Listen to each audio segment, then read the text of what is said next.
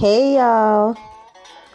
Blues and rock and roll singer Bo Diddley was another great talent that I'm going to talk about.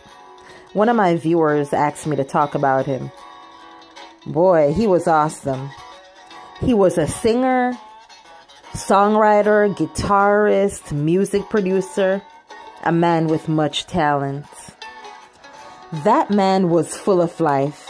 The way he moved while playing the guitar, it just made me want to dance. He was born in Macomb, Mississippi as Elis Bates. He was the only child for Ethel Wilson and Eugene Bates. Ethel was only 16 and was unable to support a family, so she gave her cousin Gussie McDaniel permission to raise him. Gussie eventually adopted Bo and he assumed her surname. After his adopted father, Robert, died, Gussie moved with him and her 3 children to the south side of Chicago.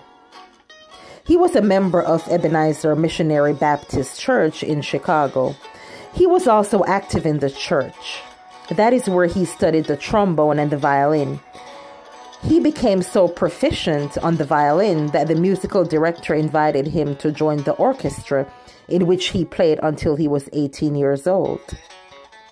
It is said that he was more interested in the joyful rhythmic music he heard at a local Pentecostal church, and he took up the guitar, and boy, was he good with that guitar. His initial recordings were based on that frenetic church music. Bo said he thought that the trance-like rhythm he used in his rhythm and blues music came from the sanctified churches he attended as a youth in his Chicago neighborhood. Bo became inspired by John Lee Hooker's performance.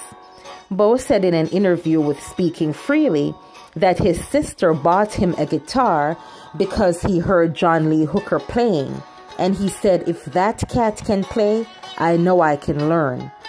He said at the time he was kind of being self-centered, but today John Lee Hooker is a monument. He's bigger than big, Bo said. He had a style that was his. There was no copying.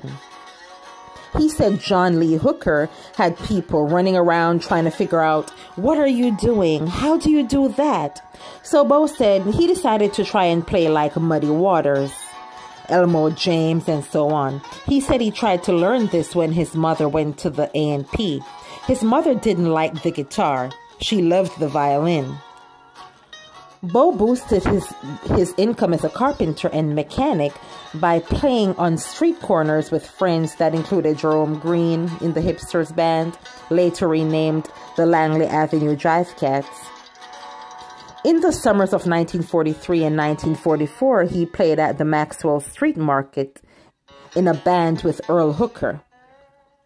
By 1951, he was playing on the street with backing from Roosevelt Jackson on washed-up bass and Jody Williams, who used to play the harmonica as a boy, but started to play the guitar in his teens after he met Bo Diddley at a talent show.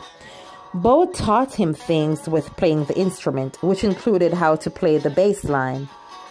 Jody Williams later played lead guitar on Who Do You Love in 1956. So in 1951, he landed a regular gig at the 708 Club on Chicago's South Side with a repertoire influenced by Louis Gordon, Muddy Waters, and John Lee Hooker. In late 1954, he teamed up with harmonica player Billy Boy Arnold, bass player Roosevelt Jackson, and drummer Clifton James. They recorded demos of I Am a Man and Bo Diddley. They re-recorded the songs at the Universal Recording Corp for Chess Records with a backing ensemble that consisted of Otis Spann, who was the piano, Frank Kirkland, who was the drums, Lester Davenport, he played the harmonica, and Jerome Green, who played the maracas. That record was released in March 1955, and the A-side Bo Diddley became a #1 hit. On November 20th, 1955, Bo appeared on The Ed Sullivan Show. Bo said on the Speaking Freely interview that they had his name Bo Diddley and the song Bo Diddley. That got them confused in the program. He said whoever printed up the program, they should have put Bo Diddley doing Bo Diddley 16 tons. But they put Bo Diddley 16 tons. So he thought he was supposed to do 2 songs. So he did the Bo Diddley. And Ed Sullivan got mad when he did 16 tons. And they were backstage freaking out and trying to get him off the stage. And he was doing what the program said. He said Ed told him that he would never work nowhere and he would see to this, that, and the other. Bo said, man, I was driving a truck when I came up here and I can go back to driving a truck. I know too many things. You ain't gonna shut me down. You might slow me up, but you ain't gonna shut me off. It looks like it was a misunderstanding between both of them. Bo Diddley continued to have hit singles in the 1950s and 60s. Pretty Thing was in 1956. Same Man was 1959, and You Can't Judge a Book by the Cover was in 1962. He released a number of albums, including Bo Diddley is a Gunslinger and Have Guitar Will Travel. Between 1958 and 1963, Checker Records released 11 full-length Bo Diddley albums. He broke through as a crossover artist in the 1960s. Bo was also pretty big amongst the British audience. In 1963, Bo starred in a UK concert tour with the Evelyn Brothers and Little Richard, along with the Rolling Stones. Bo wrote a lot of songs for himself and for other people. Back in 1956, he and the guitarist Jody Williams co-wrote the pop song called Love is Strange, and that was a hit song for Mickey and Sylvia in 1957, reaching number 11 on the chart. He wrote Mama, Can I Go Out? That was a minor hit for the rockabilly singer Joanne Campbell. She performed the song in the 1959 rock and roll film Go Johnny Go. After Bo moved from Chicago to Washington, D.C., he built his first home recording studio in the basement of his home at 2614 Rhode Island Avenue Northeast. It was frequented by a number of Washington, D.C.'s prominent musicians. That studio was where he recorded Bo Diddley is a Gunslinger. Bo produced and recorded several up-and-coming groups from the Washington, D.C. area. One of the first groups he recorded was local doo-wop group The Marquis, featuring Marvin Gaye and baritone bass Chester Simmons, who moonlighted as Bo's chauffeur. The Marquis appeared in talent shows at the Lincoln Theater, and Bo, impressed by their vocal delivery, he allowed them to rehearse in his studio. Bo got the Marquis signed to Columbia's subsidiary label, OK Records, after he wasn't able to get them on his own chess label. Bo was full of life even in his older years. I've watched his performance in later years and he still had it. He had real true talent. Bo Diddley died on June 2nd, 2008 of heart failure at his Florida home at 79 years old.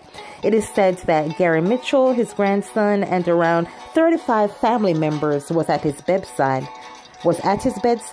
when he died at 1:45 a.m. And there was a gospel song that was sung at his bedside, and when it was done, he said, "Wow," with a thumbs up. Mitchell told Reuters when asked to describe the scene at his deathbed. The song was Walk Around Heaven, and in his last words, he stated that he was going to heaven. He was survived by his children, Elis, Tammy, Terry, Evelyn, Pamela, and Stephen. Allegedly, he had 18 grandchildren, 15 great-grandchildren, and 3 great-great-grandchildren. It is said that his funeral was a 4-hour homegoing service. It took place on June 7, 2008 at Showers of Blessing Church in Gainesville, Florida. Some in attendance chanted, "Hey Bo Diddley," as the Archer Church of God in Christ gospel band played. He lived a good life, but I guess all good things come to an end one day.